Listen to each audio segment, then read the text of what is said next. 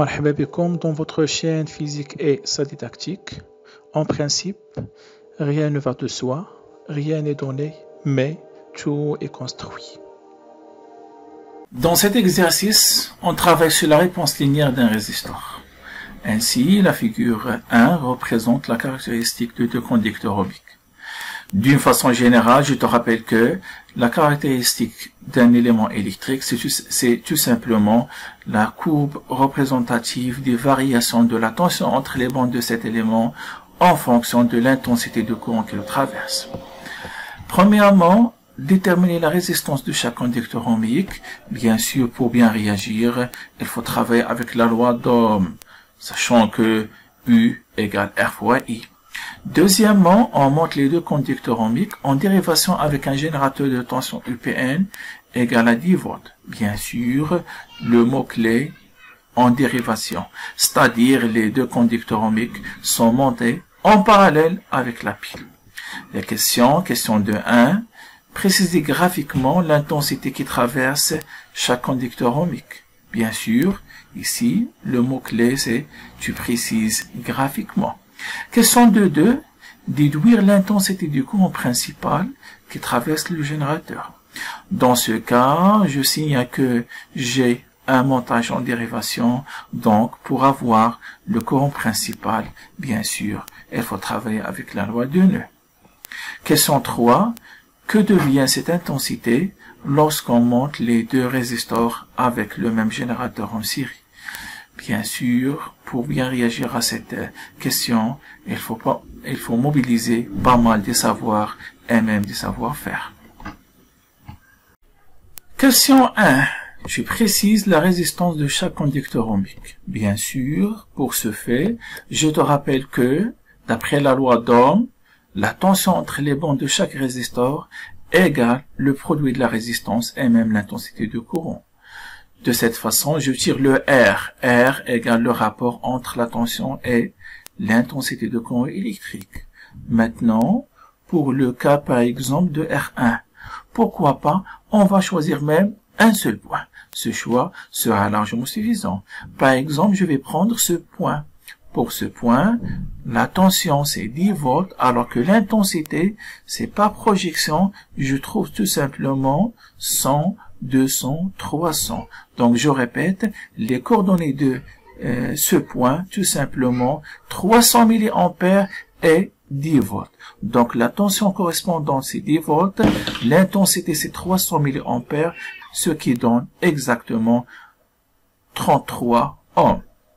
De la même façon pour le R2, je vais prendre par exemple ce point, les coordonnées de ce point tout simplement 500 mA et 10 volts. Donc je répète, la tension c'est 10 volts alors que l'intensité correspondante sera 500 mA. Après la conversion, devient tout simplement 0,5. Ainsi, le rapport ça nous donne tout simplement 20 ohms qui représente la résistance du deuxième conducteur.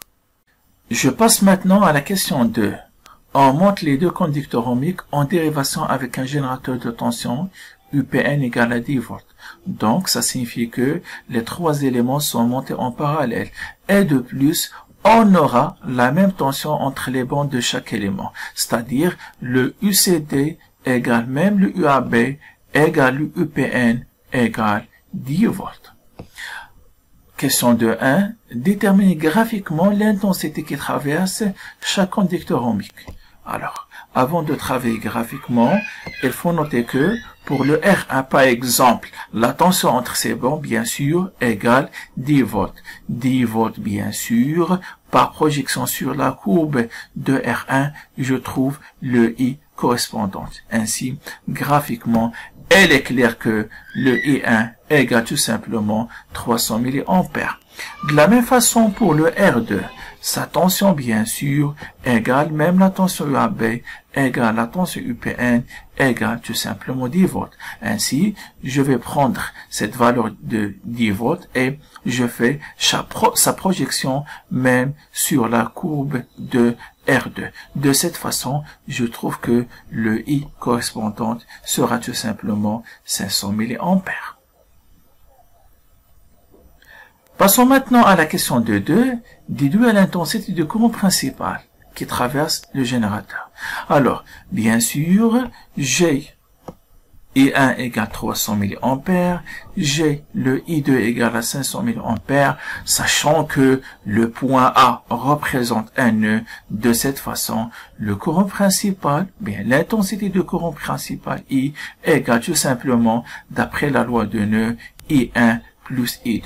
Donc je répète, en termes d'équation, j'ai I égale I1 plus I2, donc ça nous donne 300 plus 500, ça nous donne exactement 800 mA. Question 3. Que devient cette intensité lorsqu'on monte les deux résistors avec le même générateur mais en série? Donc la première tâche à faire, tout simplement, il faut représenter le circuit que j'ai. Dans ce cas, bien sûr, j'ai deux résistors qui sont montés en série, même avec la pile. Donc, deuxième tâche à faire, tout simplement, on va établir la loi de maille sur cette maille même. Donc, elle est claire que la tension UAB plus la tension UPA égale même la tension UP1. Bien sûr, dans cette équation, j'ai deux inconnus. Maintenant, pour la troisième tâche, tout simplement, on va agir avec la loi d'Ohm. Dans ce cas, je remplace la tension UAB par R2 fois I, je remplace la tension UPA par R1 fois I, sachant que ça s'agit d'un circuit qui est en série, donc finalement sera le même I. Ainsi, je factorise par le I, ainsi je tire le I égale tout simplement UP1 sur la somme des R, donc ça nous donne 10 volts sur 33 plus 20 ohms.